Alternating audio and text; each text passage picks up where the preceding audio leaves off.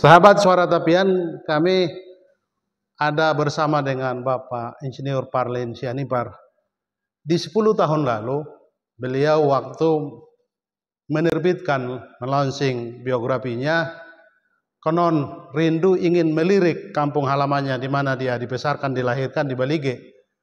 Dan kemudian di awal 2014 itu beliau kemudian menemukan perlu lebih lama di Balige, dan kita akan mendengarkan ceritanya. Kemudian nanti Pak Parlin bergabung dengan tim almarhum Aris Merdeka Sirait untuk mendampingi. Ternyata terlalu banyak hal-hal yang harus diperbaiki di kampung halaman. Kita akan dengarkan penjelasan Bapak Parlin Sianipar. Shalom Amang. Amang, kan kita ingat waktu 10 tahun lalu ketika Amang 65 tahun waktu itu ingin melirik kampung halaman. Kami dengar untuk memperbaiki rumah orang tua, tapi kemudian justru ingin tinggal di kampung halaman karena sedih melihat kenyataan yang ada. Tolong diceritakan di... Ya, terima kasih saya sampaikan kepada Pak Dumang Gaul. Ya. Memang setelah kita akhir-akhir ini bertemu, baru saya kadang-kadang mengingat di hari tua ini apa yang sedang saya lakukan sekarang. Teringat saya 10 tahun yang lalu. Memang saat itu sebenarnya niat untuk pulang ke kampung sebenarnya dari hati terbuka tidak ada. Tapi kalau saya merenungi itu semua, saya merasa bahwa kepulangan saya ke kampung itu tidak salah kalau saya bilang adalah bimbingan Tuhan kepada saya. Kok bisa saya melakukan yang tidak pernah dalam hidup saya berkecimpung di dalam memperhatikan pertama mengenai menemukan di daerah kelahiran saya bahwa di sana terjadi perlakuan yang tidak masuk akal saya semula. Kok bisa terjadi ya? Kedua juga saya lihat dengan kepulangan saya ke sana, waktu seperti apa yang pernah saya sampaikan, saya memperbaiki rumah orang tua di sana. Saya lihat kok di Toba ini kemiskinan ini saya pikir makin lama makin meresahkan perasaan saya, sehingga waktu itu dengan adanya peristiwa yang pernah saya sampaikan bahwa ada di sana kejadian-kejadian yang luar biasa, saya pikir tidak pernah terjadi dalam pikiran saya, sehingga itulah saya serahkan diri saya kepada Tuhan untuk mencoba sebenarnya apalah daya saya seorang diri. Tapi ternyata 10 tahun terakhir ini berbuah yang baik sebenarnya dalam rangka mencoba membantu kerusakan mental, kerusakan perilaku yang sebenarnya jauh daripada yang saya tahu bahwa Batak itu kehidupannya, perilakunya adalah perilaku adat Batak yang saya junjung tinggi sebenarnya, memberikan arahan kepada kami bangsa Batak yang baik, yang sifat habatahonnya yang cukup sebenarnya bisa diketengahkan di dalam masyarakat bahwa cukup baik, cukup patuh, pintar dan lain sebagainya. Itu yang saya ingat sekarang, dan terima kasih saya bilang kalau memang kita bisa membuat kilas balik 10 tahun, termasuk bagaimana dulu perjumpaan saya dengan Aris Merdeka Sirait, yang beliau itu saya benar-benar saya berguru karena memang latar belakang saya tidak ada pernah mengenai masalah kemanusiaan begini. Itu kira-kira. Dan kami dengar juga pendapat Pak Sianipar ketika sudah ikut terjun membantu, mengadvokasi, mendampingi anak-anak, ternyata ada semacam keputusasaan, tidak mampu melakukan ini, bahkan hampir menyerah. Apa yang Amang rasakan terjadi sebenarnya di lapangan? Begini, karena waktu itu saya tidak ada teman. Saya pergaulan di Toba waktu datang itu kan gak ada yang saya kenal, gak ada. Ya termasuk pejabatnya juga saya tahu, saya nggak tahu, kepolisiannya juga saya tahu. Tapi saya terdapat begitu, saya entah kenapa dalam diri saya muncul, kok bisa begini ya, tanah tumpah kelahiran saya menjadi yang saya tahu kuat akan adat Batak yang sangat kita orang Batak junjung tinggi kebaikannya dan rasa holong sama tetangga. Karena saya ingat dulu di Toba itu waktu saya masih kecil SD sampai SMP, saya di Toba.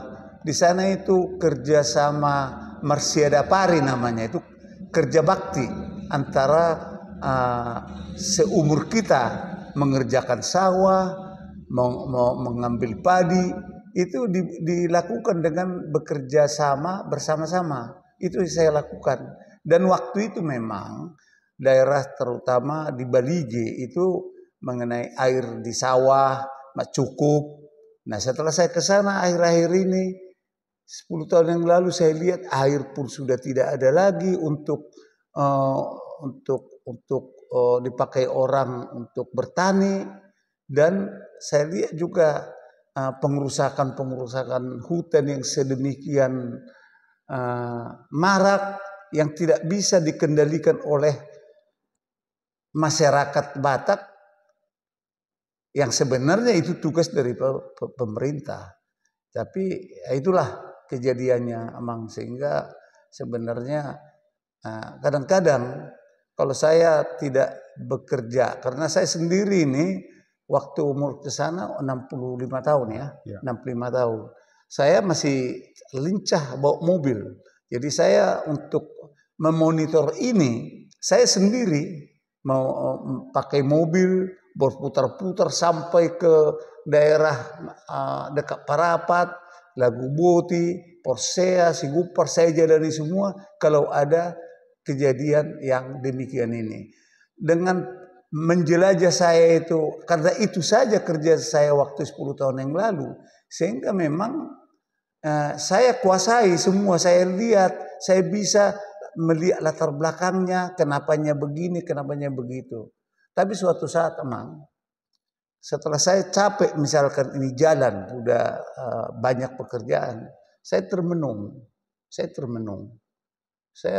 Saya bilang sama Tuhan waktu itu, saya duduk di rumah, saya bayangkan ini pekerjaan ini saya lihat sebenarnya luar biasa, ini susahnya. Luar biasa ini yang sebenarnya kemampuan ekonomi itu harus tinggi, kemauan hati juga sudah iya sendiri. Terus saya tanya Tuhan gimana? Apa mungkin saya begini terus? Itu sebenarnya keluh kesah saya. Bisa selesai ini persoalan. Sehingga memang waktu itu saya cari apa teman saya, siapa usaha saya yang signifikan bisa membantu saya, tapi dengan daya upaya sendiri bisa lebih efektif saya bekerja. Terus saya waktu itu berpikir-pikir, udahlah, di kampung saya ini mesti saya dirikan sekolah minggu. Saya pikir ya kalau ada sekolah minggu di sini nanti, barangkali generasi muda tidak melihat ini lagi, tidak ada kejadian begini untuk kita. Itu satu. Kedua juga, karena saya keterbatasan dana, saya dirikan PAUD. PAUD kan supaya maksud saya generasi muda yang masih belum mau sekolah itu oke lah, dan pengeluaran barangkali tidak besar. Dan juga saya pikir juga ini perlu memang banyak membaca untuk anak-anak, untuk pengganti saya nanti dalam generasi selanjutnya. Itulah yang membuat saya pikir inilah upaya saya, sehingga memang mulai saat itu ada juga teman-teman dari Pangarato Ya. melihat itu datang ke rumah. Di rumah saya itu dulu mereka datang. Saya bilang oke lah di sini kita, nggak usah kalian bayar. Coba bantu saya. Ada sampai dari rekan-rekan di TB dulu yang dia hobi membina anak-anak sampai di rumah saya sampai seminggu, 2 minggu, 3 minggu di rumah, dan dia sekolah minggu apa yang saya dirikan di sana bisa dia berpartisipasi. Demikian juga akhirnya sekampung saya yang kurang lebih 100 rumah itu bisa saya ajak bicara mengenai hal-hal yang memang perlu dibicarakan. Itulah kira-kira, tapi saya yakin kepada Tuhan bukan soal sayanya, tetapi kalau saya melakukan itu, yakin saya nanti suatu saat orang-orang akan lihat, akan juga membantu dan terbuka hatinya. Karena orang Batak itu sebenarnya orang yang cukup toleransi kepada beragama, juga dia sangat senang dia membantu. Di gereja juga saya lihat kan begitu. Orang Batak itu kadang-kadang kalau mau membantu sesuatu, dia tuh nggak pikir-pikir, karena mereka biasanya patuh beragama orang Batak itu. Dan saya senang. Itulah kira-kira yang saya kadang-kadang pikirkan sampai saat ini. Baik Amang, Syanipar, ini pekerjaan sudah memulai, pekerjaan mulia, dan bertepatan Tuhan perjumpakan Amang dengan almarhum Aris Merdeka Sirait. Tapi jalan Tuhan berbeda, Aris Merdeka sudah dipanggil duluan. Dan pekerjaan mulia ini kan harus jalan terus. Kita tentu berukur juga, umur di tangan Tuhan tetap. Tapi misi kemanusiaan ini yang sudah dijalankan di Toba, pelopornya Amang Syanipar kan harus berjalan. Lalu ada siasat sekarang yayasan untuk mengorganisir semua gagasan dan kerja-kerja yang sudah dijalankan ini. Lalu apa arahan Pak Syanipar? Karena memang gotong royong Marsyada Pari itu kan ada ruang untuk bisa orang-orang juga membantu. Kira-kira apa yang Amang himbau agar nanti yayasan ini bisa berjalan untuk meneruskan apa yang Amang sudah rintis ini? Jadi begini, memang ini kalau saya pikir ya, kalau ada niat kita pasti bisa berjalan, minimal berjalan, pasti direstui Tuhan. Apalagi pekerjaan-pekerjaan yang membantu sesama. Saya memang teringat dengan Aris Merdeka Sirait.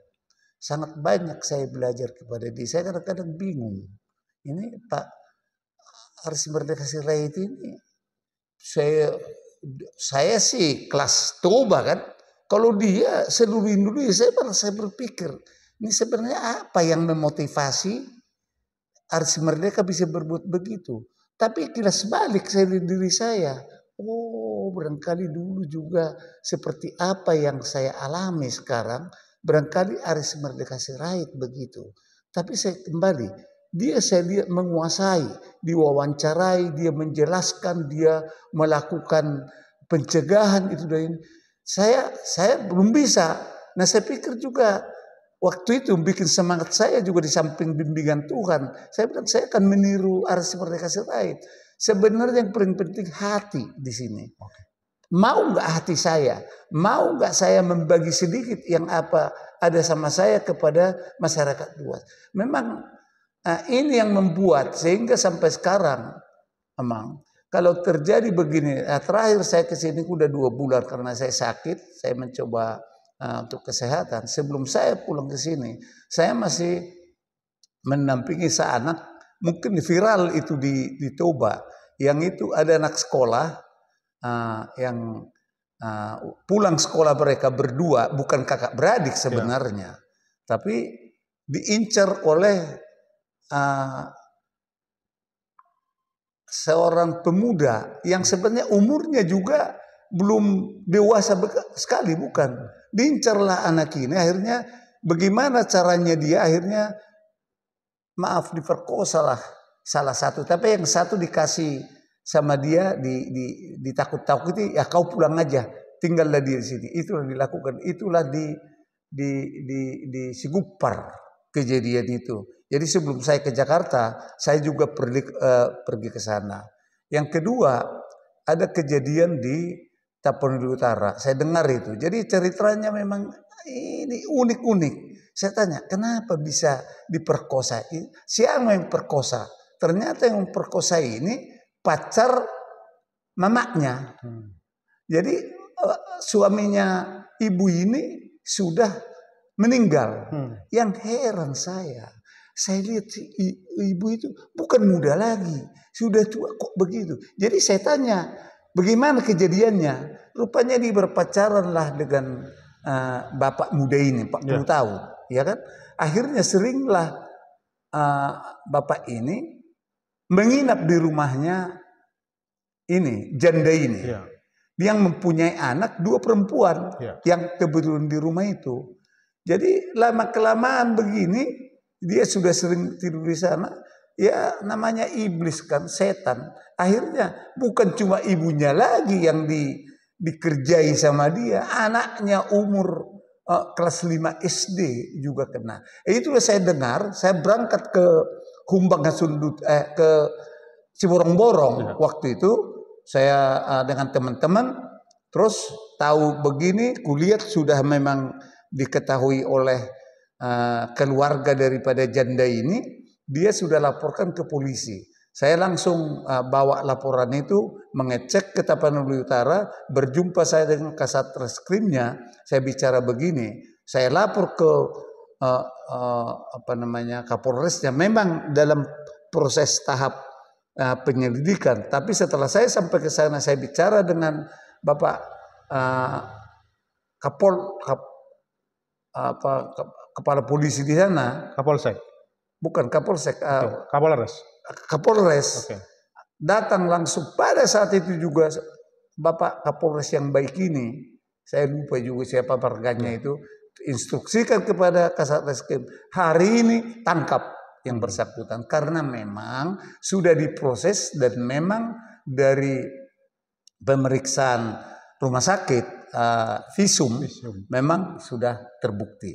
Jadi saya sendiri setelah dia pergi menangkap ke Ciborong-Borong karena kantornya kan di Tarutung, saya juga pergi juga ke Ciborong-Borong melihat kejadian itu. Dan saya terima kasih, saya bilang sama Kasat Reskrimnya di sana, karena pada saat itu juga ditangkaplah yang bersangkutan sampai diproses. Saya ke sini, saya nggak tahu lagi gimana. Itulah terakhir 2 yang saya lakukan, bukan hanya di Toba. Pak Sianipar, mendengar kata Sigumpar kita miris. Sebenarnya saya juga banyak berinteraksi dengan Aris Merdeka Sirait. 3 bukunya itu dipercayakan saya yang edit. Yang saya mau tanya sebenarnya, laporan dari Aris Merdeka sebenarnya bukan hanya di Sigumpar. Ini bertepatan Pak Sianipar kisahkan tadi kejadiannya, lokasinya di korpus deliktinya di Sigumpar. Sigumpar itu kan tempat nomensen terakhir, bahkan dimakamkan di sana begitu. Hubungannya dengan hati ini, kita tahu bahwa nomensen ini kan tokoh sosok yang membawa perubahan lewat agama, terutama misi Kristen, tepatnya HKBP. Apa kira-kira yang harus kita serukan gereja untuk mentransformasi diri, mengembalikan roh atau tonde kembali untuk kita sadar hati kita ini harus diperbaiki begitu? Gini Pak, juga Sigumpar itu ternyata terhadap saya itu adalah kampung di mana dulu bapak saya kan guru sending. Kalau guru sending dahulu itu adalah karena belum ada guru huria. Jadi dilatihlah guru sending ini, yang kalau ada guru sending itu kalau ada gereja dia akan menjadi di sana kepala gereja itu. Tetapi kalau dulu kan orang Batak itu kan HKBP lah khususnya kan punya sekolah-sekolah. Nah guru sending itu juga diajari bagaimana dia jadi guru dan sekaligus juga kepala sekolah. Nah Sigumpar setahu saya bapak saya 2 kali ditempatkan HKBP di gereja itu sekali, gereja Sigumpar yang kita pernah lihat di sana, dan satu lagi di sekolah di depannya itu di sebelah jalan di depan gereja itu ada di situ SD, di situ lah bapak saya 2 kali selama hidupnya. Ya. Setelah itu pensiun. Jadi itu berkesan memang si Gumpar ini saya lihat, dan saya pernah juga mencoba berdiskusi waktu itu belum menetap di Toba, Bali, ya. dengan saya kan anggota HKBP di Tebet. Ya. Saya bilang anggota HKBP Tebet itu kalau kita lihat ke pusara daripada Nomensen, itu saya di sini merinding. Itu saya beli dia seorang dari Jerman, Belanda apa Jerman dia? Jerman. Dia datang ke Indonesia, sampai di kuburannya itu saya teringat betul yang khas, anjingnya pun dikubur di situ.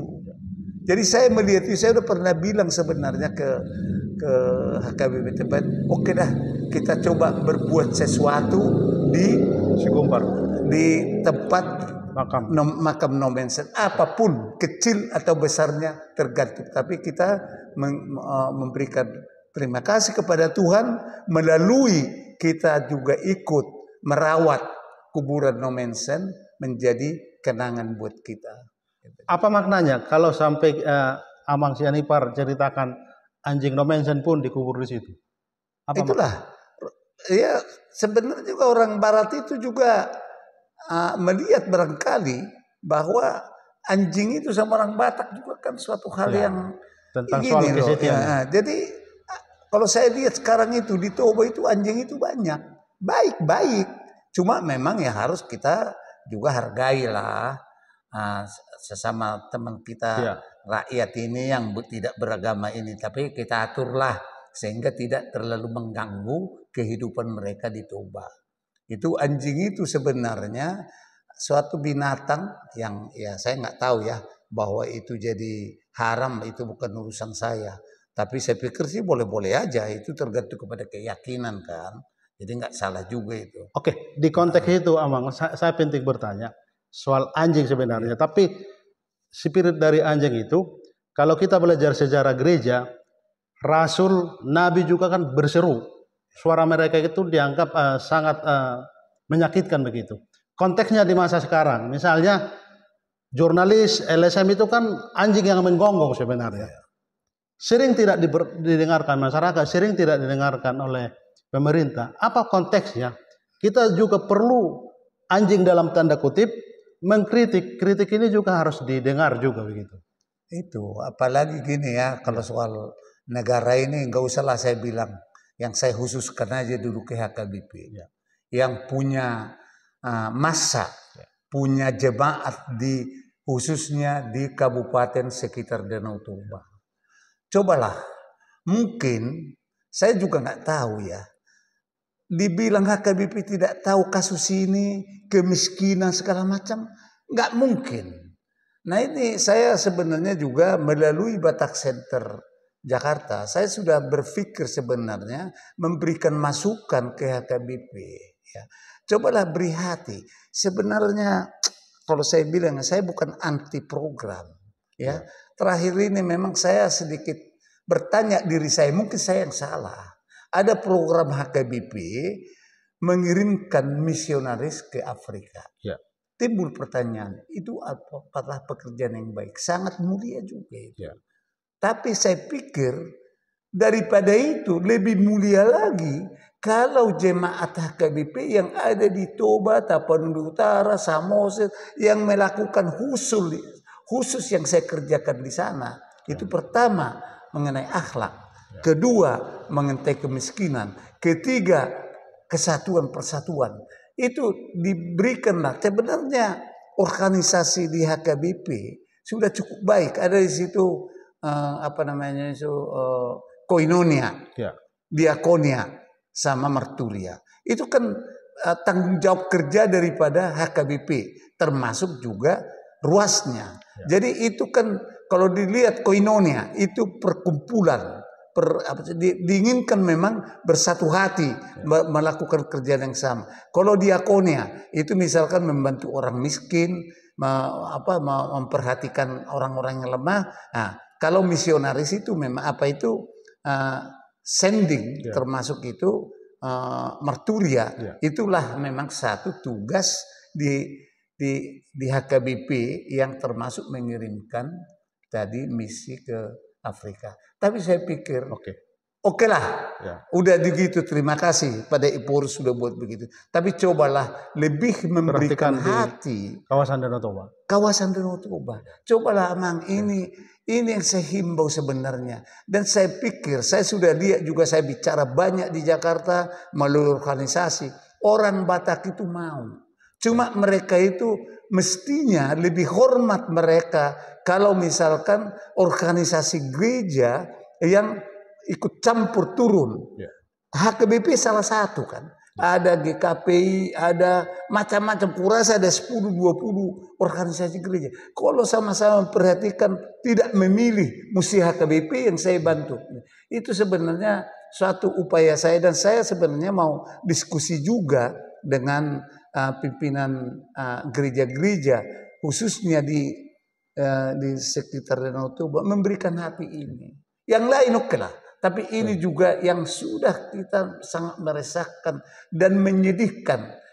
Kalau saya cerita sama orang lain, kadang-kadang banyak sekarang bilang, oh Sianipar begini kemana. Jadi sebenarnya perhatian ada.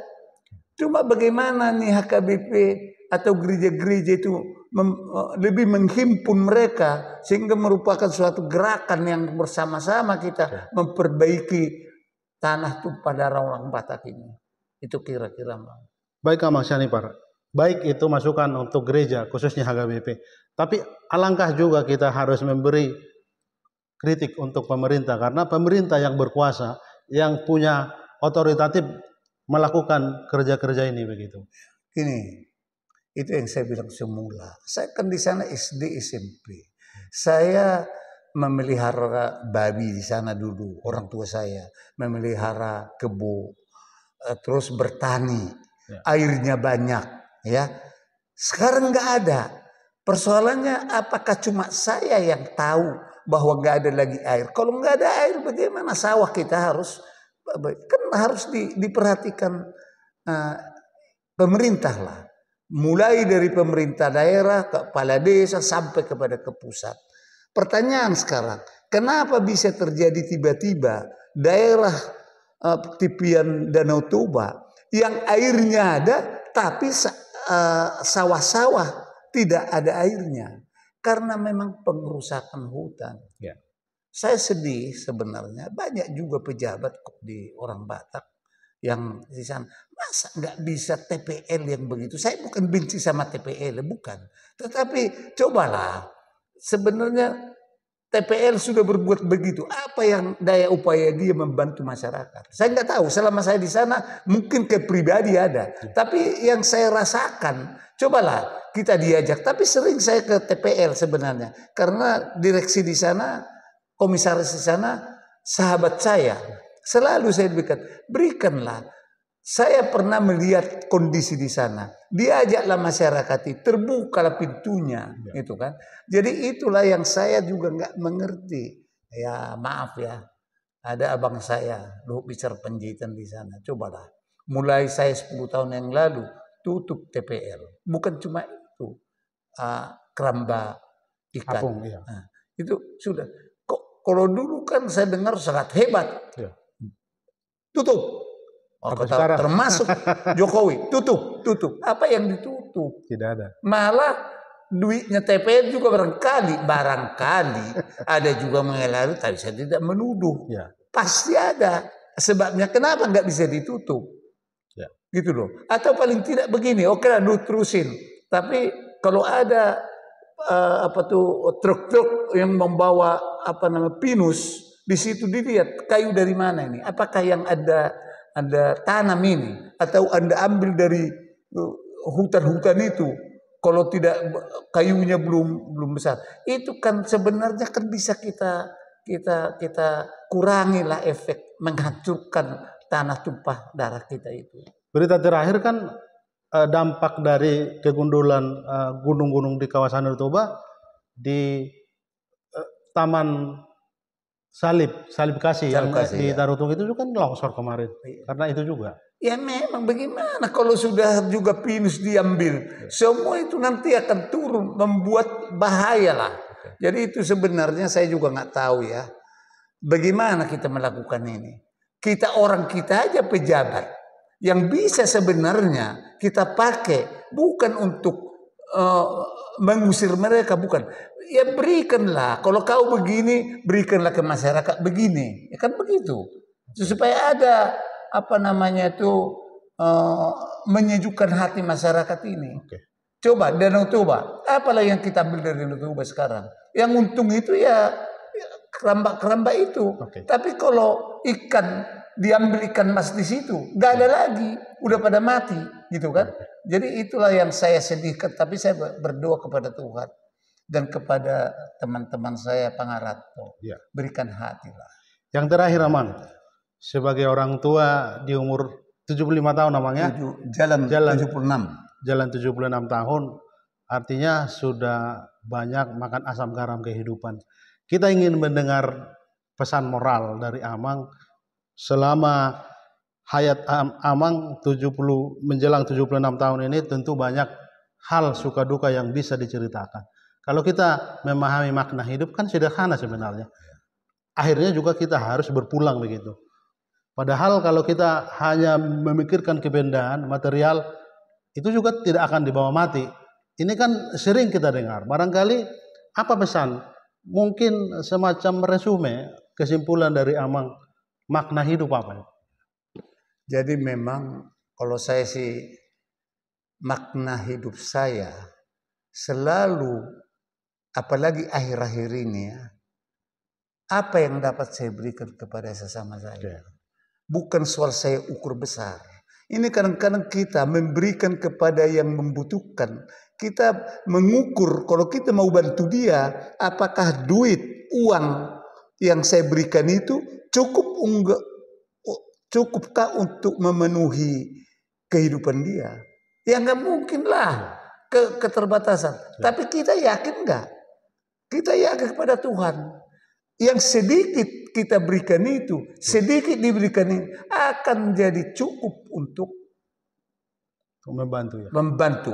Paling tidak 1 orang, 2 orang, 1 keluarga, 1 komunitas, tergantung. Dan yakin saya selama ini, saya sudah pensiun. Saya juga bingung, kok berapalah pensiun? Itu kan ada.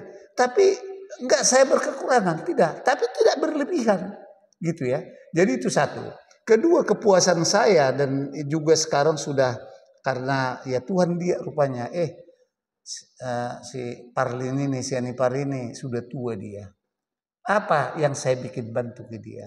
Ternyata Mang, dengan terima kasih kami dengan teman-teman sudah membentuk komunitas 3 yang sudah saya bentuk di sana. Itu 1 lembaga perlindungan anak. Sudah ada ketuanya, tidak saya lagi. Karena yang muda-muda lah. Kedua, saya bikin di sana komunitas 1 organisasi. Batak Center saya dengar. Batak Center. Batak Center Toba sudah ada. Ini nanti mengawinkan dengan lembaga perlindungan anak mengenai Habatahon. Nilai-nilai luhur dari Habatahon itu dalam kehidupan kita akan dicanangkan oleh Batak Center Toba. Dan satu lagi ada untuk ini saya bentuk 1 organisasi LSM lah namanya, untuk membantu atau bekerja sama dengan pemerintah dalam membantu. Apa itu? Forum Komunikasi Peduli Pembangunan Toba. Jadi saya bikin intinya di sini, kalau ini forum ini tidak hanya menegur pemerintah daerah, tapi enggak. Misalkan saya sudah lakukan forum ini, saya ajak untuk membersihkan pinggiran Danau Toba, untuk memberikan sampah, untuk yang lain-lain, untuk lain-lain. Dari yang 3 organisasi ini, saya terima kasihlah sudah mulai ada di Toba sekarang, dan saya lihat juga generasi muda sangat mendukung ini. Inilah yang membuat hati saya sedikit tenang, mengucapkan terima kasih kepada Tuhan yang Maha Baik. Ternyata digantilah diri saya yang tadinya sendiri itu menjadi 3 komunitas yang memang belum tentu bisa menyelesaikan persoalan. Tapi saya yakin HKBP, apalagi Tuhan akan memberikan hati dan arahan kepada rekan-rekan saya ini, sehingga makin baiklah kabupaten di sekitar Danau Toba dan satu yang saya memang dambakan sekarang itu sedang saya urus di Jakarta mengenai pelayanan air minum di sekitar Danau Toba. Danau Toba ada, tapi perusahaan air minumnya atau organisasi yang menyalurkan itu kadang-kadang seminggu mati. Itu yang saya bingung, padahal keahlian itu ada pada saya, cuma tenaga aja yang tidak. Tapi sudah dalam waktu dekat saya akan coba mengajak pemerintah pusat juga untuk memberikan perhatian. Itu ya kira-kira.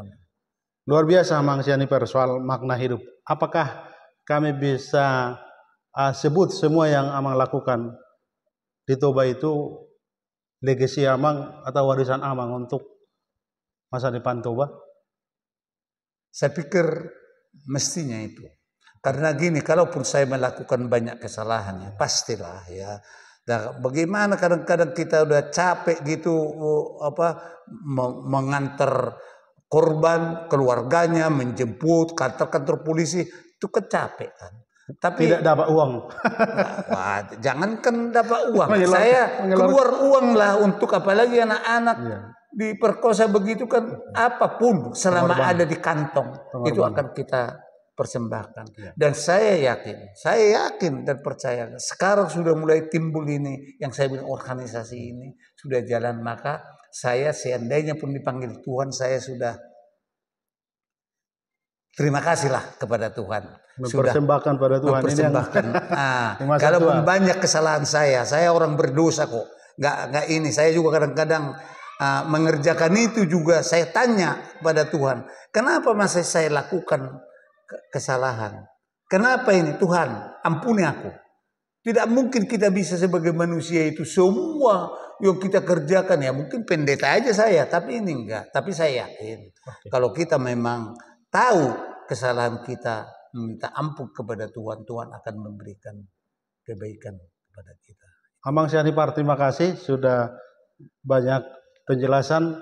Tidak banyak orang seperti Amang di usia hampir 76 tahun masih berkarya, masih memberi hati, perhatian dan tenaga, khususnya kawasan Toba. Sahabat Suara Tapian, itu bincang-bincang kami dengan Bapak Parlin Sianipar, mantan pejabat di PU, di hari tuanya, di usia yang sudah ujur sebenarnya, banyak harusnya istirahat, tapi beliau masih menunjukkan kepedulian, perhatian untuk menolong orang-orang yang membutuhkan di kawasan Danau Toba, khususnya di Kabupaten Toba. Terima kasih.